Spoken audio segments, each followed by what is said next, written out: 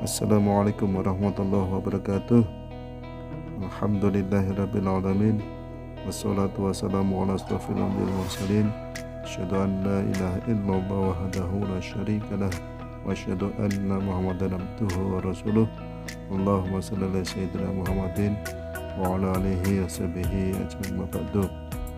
Mas, Mbak, anak-anak kelas 6 SD Itqatus Salam, sebelum pelajaran IPA kita mulai, marilah kita membaca basmalah bersama.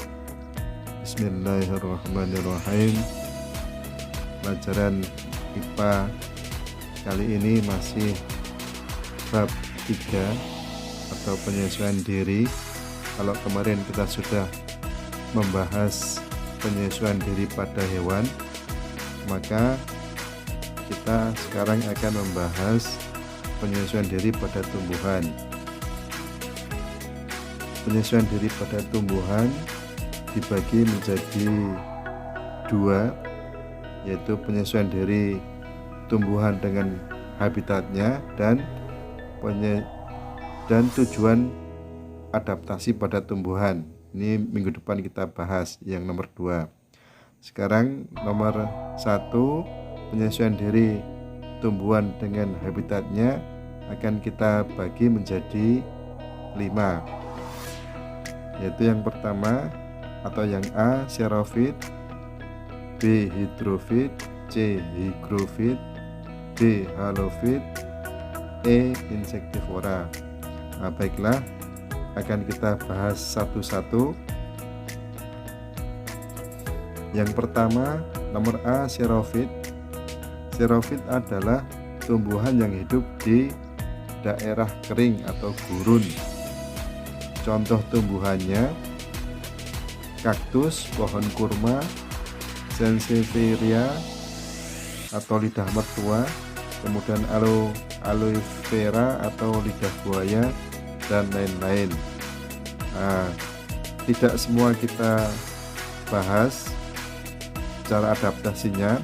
Kita akan membahas kaktus saja ya.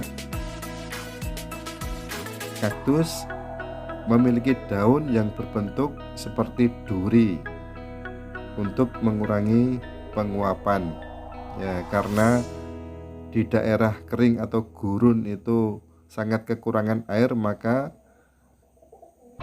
segala macam penguapan harus dihentikan, ditahan atau dikurangi, sehingga daun tempat penguapan itu dibuat sekecil-kecilnya oleh kaktus sehingga berbentuk seperti duri. Nomor 2, kaktus memiliki batang yang gemuk untuk menyimpan air. Jadi kalau di gurun itu ada hujan, nah mungkin hujannya itu sekali dalam beberapa bulan atau sekali dalam beberapa tahun gitu ya. Jadi sekali hujan maka akan diserap sebanyak-banyaknya oleh akar, kemudian disimpan di batang sehingga gemuk batangnya. Nomor 3, memiliki akar yang sangat panjang untuk menjangkau sumber air. Ini yang akar yang sangat panjang. Soalnya ada juga akar yang lebat, yang pendek, itu untuk menyerap sebanyak-banyaknya air hujan. Nomor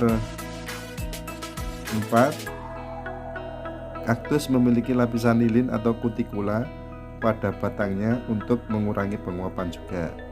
Ya, semuanya dipakai untuk mengurangi penguapan. Begitu xerofit, kaktus. Kemudian yang B, hidrofit. Hidrofit adalah tumbuhan yang hidup di air. Contoh tumbuhannya teratai, eceng gondok, kangkung, kiambang, dan lain-lain. Ustadz carikan gambar kiambang. Nah, seperti itu banyak di sekitar Baitus Salam ini, pohon kiambang di sungai-sungai banyak. Nah, akan kita bahas teratai dan eceng gondok saja cara adaptasinya ya. Cara adaptasi teratai yaitu nomor 1, teratai memiliki daun yang lebar untuk mempercepat penguapan. Kalau kaktus tadi mengurangi penguapan, teratai mempercepat penguapan karena teratai hidup di air.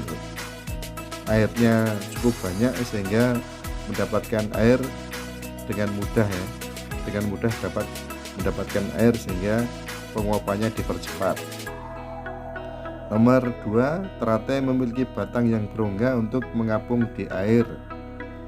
Nomor 3, teratai memiliki akar yang mencapai dasar sungai atau kolam supaya tidak hanyut oleh arus sungai. Kemudian eceng gondok. Eceng gondok memiliki daun yang tipis untuk mempercepat penguapan. Sama dengan teratai, ini eceng gondok juga harus mempercepat penguapannya, karena kalau tidak cepat-cepat diuapkan maka daunnya bisa membusuk ya. Nomor 2, eceng gondok memiliki tangkai daun yang menggembung untuk mengapung di air, karena tangkai daun yang menggembung itu berisi udara. Teratai tadi juga berongga itu juga berisi udara ya, sehingga bisa mengapung di air. Nomor 3, memiliki akar yang banyak dan lebat untuk menjaga keseimbangan agar tidak terbalik. Nomor C, hygrofit. Hygrofit adalah tumbuhan yang hidup di daerah yang lembab. Lembab itu juga banyak airnya, sehingga contoh tumbuhannya itu keladi, daunnya lebar, lumut itu daunnya tipis. Nah, ini keduanya berfungsi untuk mempercepat penguapan. Ya, nomor D, halofit. Halofit adalah tumbuhan yang hidup di daerah pantai. Contohnya mangrove atau pohon bakau. Nah, ini pohon bakau, cara adaptasinya dia memiliki akar nafas atau pneumatofora untuk membantu penyerapan oksigen. Yang nomor 2, karena dia di daerah pantai, maka pohon bakau memiliki akar tunjang yang kuat agar tidak roboh saat terhempas oleh ombak. Itu. Kemudian yang nomor E, insektivora. Insektivora adalah tumbuhan pemakan serangga.